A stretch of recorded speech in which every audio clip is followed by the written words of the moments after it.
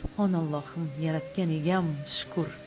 Bergan kuning uchun, imkoniyatlar uchun, go'zal dunyoyingda borligim uchun, shu kunda rizqimni qo'shganing uchun shukr.